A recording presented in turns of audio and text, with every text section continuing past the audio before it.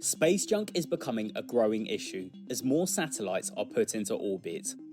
But US startup Privateer Space is hoping to help solve the problem with an AI-driven system that tracks, records, and monitors the enormous volume of space junk.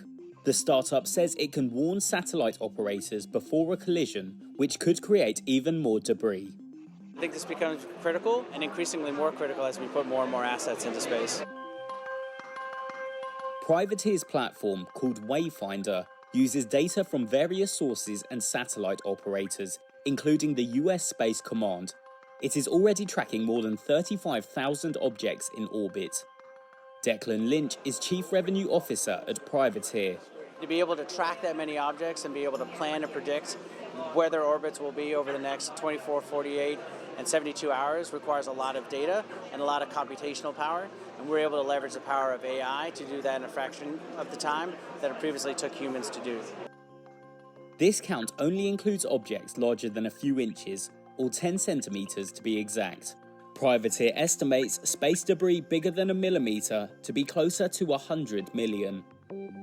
Space junk is mainly composed of defunct satellites, spent rocket stages, and fragments from disintegration and collision events. The debris can orbit Earth at speeds of 17,000 miles per hour, and this can pose a significant threat to the International Space Station and operational satellites, many of which are crucial to modern systems on Earth, like communications. As we put more objects into space, we're going to be crowding our orbital highways. And we very much believe that our stewardship of space, or of Earth, doesn't just end at our atmosphere, right? It extends into all the stuff that we're putting into space ourselves. Privateer aims to make its artificial intelligence tracking data available to satellite operators, international space agencies, and scientific communities around the world. Space domain awareness is still, something that many governments are trying to understand.